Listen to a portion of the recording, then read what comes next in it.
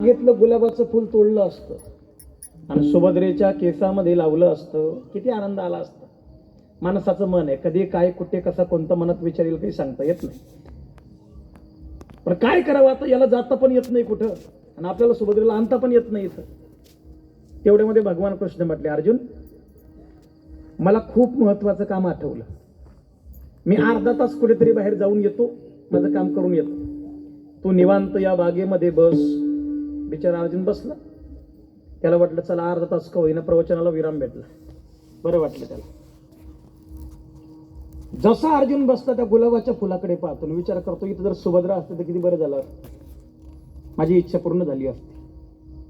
अर्जुन विचार करतो तेवढ्यात अचानक मागून पैंजणचा आवाज आला, पायलचा, लच्छेचा. मागे वळून पाहिलं त्याने, तर सुभद्रा उभी होती.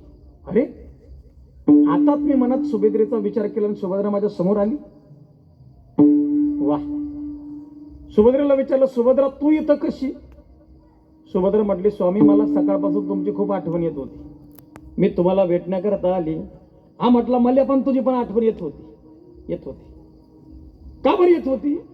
म्हणे फुल पाहिलं गुलाबाचं तोडायचं आणि तुझ्या केसात लावायचं, याच्याकरता आठवण येत होती. म्हणे मग टाइम कशाला लावता, लावा लवकर.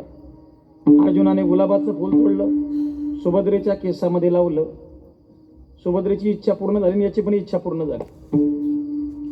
तेवढ्यामध्ये अर्जुन म्हटलं, सुभद्रा आता इथं जास्त वेळ थांबू नको. म्हणे का बरं?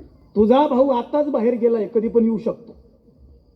एक बरं झालं की तुझा भाऊ गेल्यावर तू आली, आता दुसरं चांगलं कर. म्हणे काय? तो येण्याच्या अगोदर निघून जा.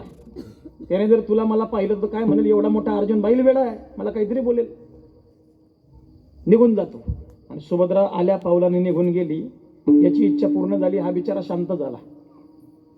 थोडा वेळ बसला, मनातली इच्छा पूर्ण झाली की माणूस शांत होतो. थोडा वेळ बसला,